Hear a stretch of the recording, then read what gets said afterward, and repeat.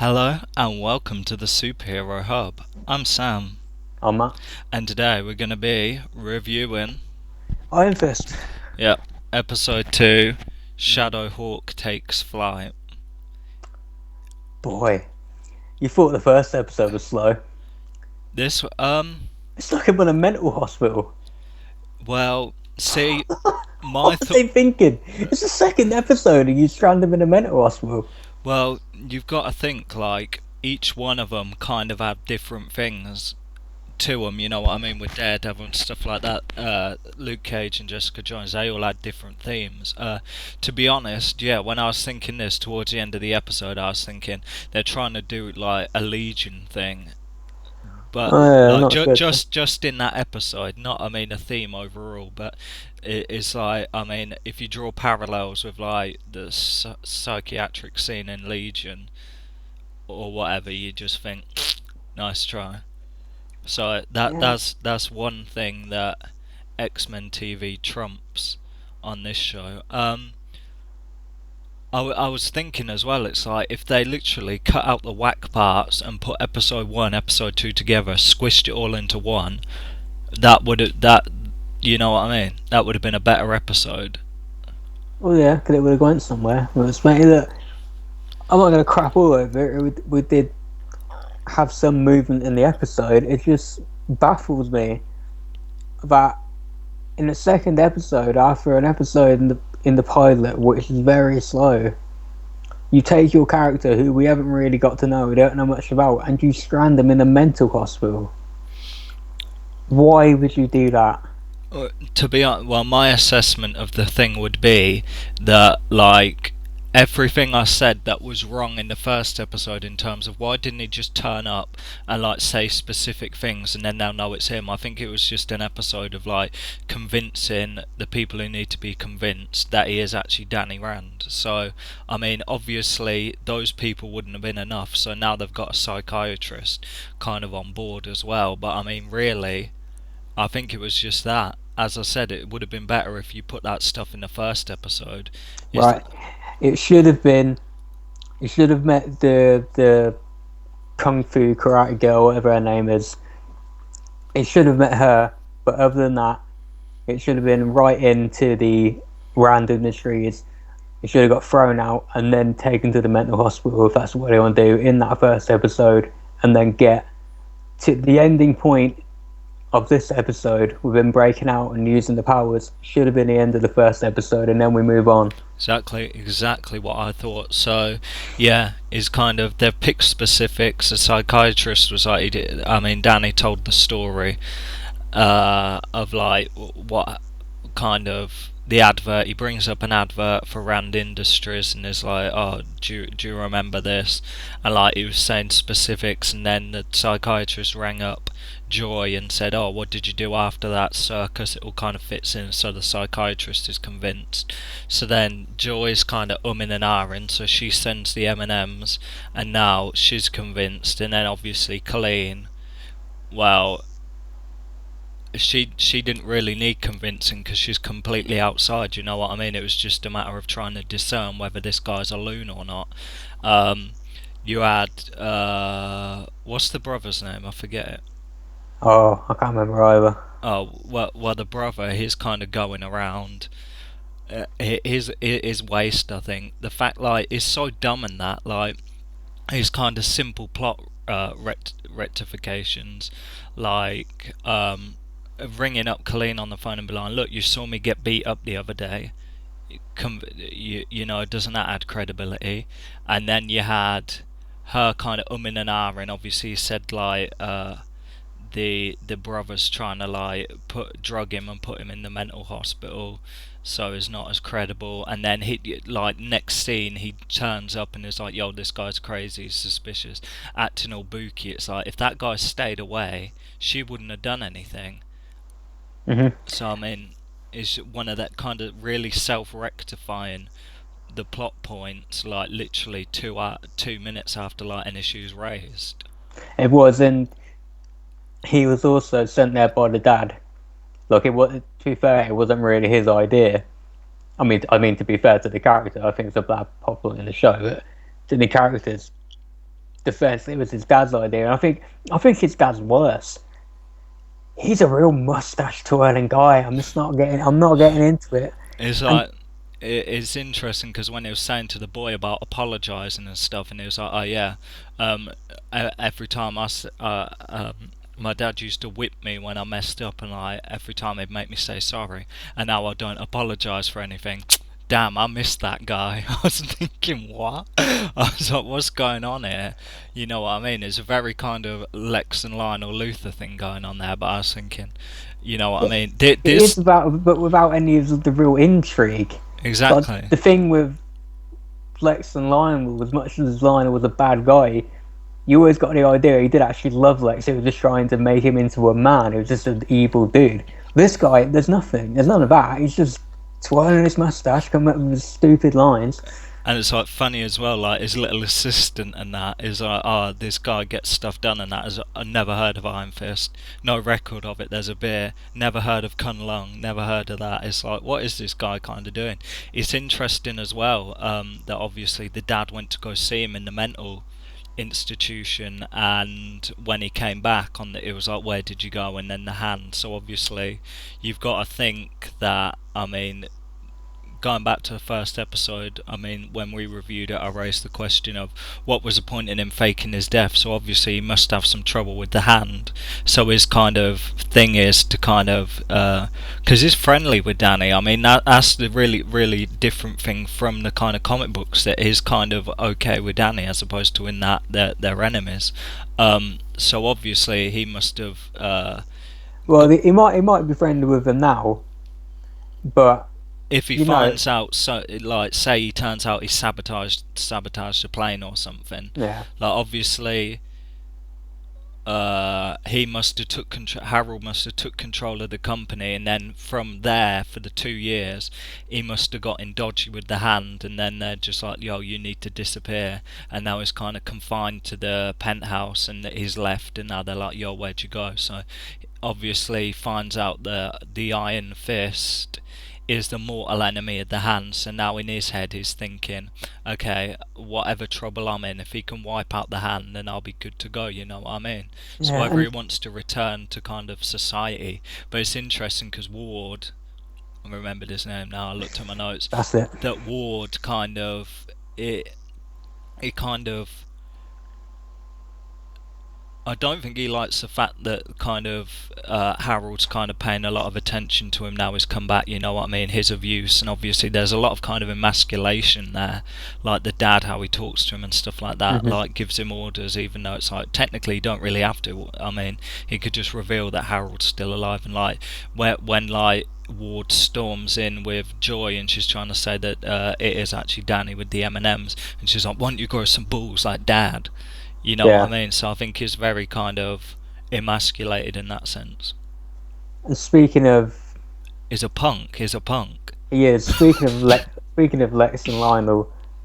Let's got that written all over it again as well. I bet You think he's going to end up killing the dad or something? probably, yeah. Yeah, or orchestrating it. I mean, because you can tell because I mean later on in the episode, the dad instructs him to take him to this Long Island place, get him set up there all cushy cushy, so obviously he can kind of get things going. And like obviously the son must have disobeyed that because he had him put in a room and like beaten up. So whether he was like disobeyed the order and wanted him killed, I think that's kind of what it was, but obviously it didn't turn out because he looks out the window and it's like us and sees it must have been like a dragon, must have been the dragonfly across the moon or whatever, and then he felt like powered up. I was thinking, is that Jessica Jones? And then I was thinking, why would she randomly be flying? And I was just thinking, oh, it's got to be like the dragon or something. So he obviously gets the Iron Fist and breaks out at the end. But I did kind of really have the feeling like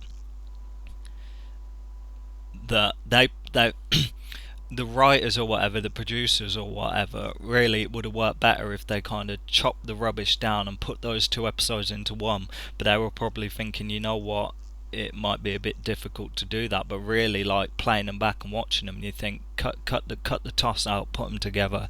It's just, even if you made the episode like what, maybe 20 minutes longer. I really don't. You don't even need that. Essentially, fuck all happened in the first episode. Really, when you think about it, like he comes in, think about the main basic plot points of that episode. He comes back, explains to those two who he is, gets thrown out. He meets the girl, the martial arts girl, Hmm. Colin. breaks into the house, and then he breaks in, and then he meets them again, gets drugged, and he's sent on his way. That's it. You don't need what, like 50 odd minutes for that. Exactly. I think the kind of I don't. Even if you did put those episodes together, do you think that would be like, oh, groundbreaking? Then all of a sudden, like the first episode's like, I don't know, a 9 or something like that, or do you think Absolutely it's not. But I think it's at least competent, and I think you at least get you on your way. yeah, A lot of first episodes of TV shows aren't very good. You know, 9 times out of 10 they probably aren't. It's about setting up where the show is and then going on your way. They do that by having, at the end of this episode, we now know, yeah, I'm Iron Fist and I can do this crap and I can punch my way through walls. Problem is, we've now sat through what, an hour and a half worth of show, and we still don't really know where we're going. yeah. The kind of issue is as well. I mean, if we go back to the kind of plot points, it's like that. There's a lot of work there. Like he gets there, and then like the psychiatric guy eventually is like, "Look, I believe you're Danny Rand," and then he starts talking about Kunlun and all this mystical heaven stuff, and then it's like, "Yeah, I believe you're Danny Rand," but I think there's like issues there. If he kept his mouth shut, he would have been released and stuff like that. And I don't see like the point of like bringing that up and doing that. So now, we're going to keep you in here, and then like 2 hours later they break him out. You know what I mean? He still would have been there to the next day, so it didn't need to have that scene in there where the psychiatrist like, look, we need to keep you here for treatment, and then literally like 2 hours is broken out anyway. Right, and honestly, They should have just let him walk out, and then like the guys take him or whatever, or he just walks out. I get this is Iron Fist and it's who the character is, but when he's meditating and when he's talking about the wherever crane thing, what that is, and it's some place between heaven, it's some other dimension, blah blah blah. It all sounds so weird. Order of the Crane Mother. Yeah, it sounds so stupid. Yeah, and I that's like think that's I think part of my problem is with these Netflix things, they're so dark and serious and whatnot, which works great for the other three, but this one it doesn't. there's kind of mystical stuff because there's references as well. Because I think the Doctor says when he's talking about his powers, he's talking about the Iron Fist, and he's like, after the incident, we've had a lot of people coming in here saying they've got powers and stuff like that. And really, when they talk other dimensions and stuff like that, I think that's their kind of way of trying to pal it up because of like Doctor Strange and stuff like that. But really, it's kind of Maybe, like but because Iron Fist in a sense is kind of mystical along the same lines as Doctor Strange, but really, he is. But what's the big difference between this show and the Doctor Strange movie? oh, you tell me. Doctor Strange was funny. Mm. A lot of people complain about that, but I think it kind of had to be because that's the way you can kind of get over this hokey stuff. I can accept it and go with it because Doctor Strange didn't really buy into it in that movie, and eventually he did. And I'm cool. Oh, yeah, that's cool. He can do magic and whatnot. This guy, it's also super dark and serious. This is meant to be the same kind of style, the same world that the bloody Punisher lives in. It doesn't translate. This show should. I don't think it should be a straight out comedy, but it should be a bit funny I to think allow me to accept this stuff. I think it is kind of because if you put those kind of shows together and stuff like that, whether they thought, right, let's throw another person in there. We've got Daredevil with his thing, his abilities as it were. Then you've got Luke Cage with his impenetrable skin, and you've got Jessica Jones with super strength and she can fly, and that's kind of a kind of psychic thing and stuff like that kind of tone. And then you think, okay, let's go mystical. Iron Fist, and unfortunately, like, yeah, I guess if they wanted to go like in that kind of mystical direction to kind of throw that stuff in, so like when the defenders throw down and stuff like that, but really it's like I don't think. I mean, the transition between TV and film, I mean, you've barely introduced the kind of mystical stuff, and it's a different medium, like from film to TV. So maybe if you kind of sorted out all the kind of like is he Danny Rand, is he not, and stuff like that, and kind of focus maybe more on like explaining the kind of mystical stuff, I guess, I think it'd kind of sit better and it'd be Yes. more interesting anyway. And it's like, it's so serious. It's such a serious kind of thing, these Netflix shows. But can you imagine banging on about the Order of the Crane while John Bernthald's Punisher is stood right there? It's I kind don't of get that. the differentiation is it's like, oh, I have powers. I'm the Iron Fist. To I've got Iron Fist powers. My hand glows. You Yeah, know what I mean? it should be funny. I'm kind of like, in this kind of instance, I'm kind of thinking like Johnny Cage from Mortal Kombat. Yeah, it's like I'm Like, not. he is a badass. Like, he can do cool mystical stuff. And he does kung fu, but it's a bit jokey because it's a bit stupid, Yeah, and it's that's like what this is. yeah, my hand glows. I know that sounds a bit off, but you know what I mean. Don't worry about it. And then Yeah, smack him around. and have him be a bit cocky, have him have a bit of an attitude. He's just so kind of milk toast. It's kind of like you'd look at it like the Flash with Arrow. You have Arrow all serious and stuff like that, and then you have this guy with powers who's run in and slap everyone up and be like, "Yo, what took you so long?" You know Right, what I mean? You and could see well, like the Punisher, Daredevil, Jessica Jones, and Luke Cage standing in a warehouse, and a bunch of guys in front of him. Then all of a sudden he just tweaks out, flies, batters all of them, and it's just like, "Yo, what's the yeah, problem?" right, and I think in the defenders that could work. I'm not worried about the defenders because I think they can do that. Even if Right, he is whack, the others it's will carry. right, and again, it's not, you know, his powers thing, and that I don't think that'll be an issue because they can have their reaction to it. It's the same, like if you're the Flash and Arrow. In when they had that first crossover, I was kind of wondering like, how's this going to work now with Arrow being so serious? But the way they bridged it is they had the John Diggle character being like, what the hell was that, and freaking out about Barry. That way, eventually, you can accept it, and it's fine. Yeah. Any other kind of things you'd like to bring up? No, I think we pretty much covered it. Okay. Let's talk numbers. I'll go for a 6. I think it was better. Yeah. In that respect, I'd give it a 5.5 then, because my last kind of thing was 5.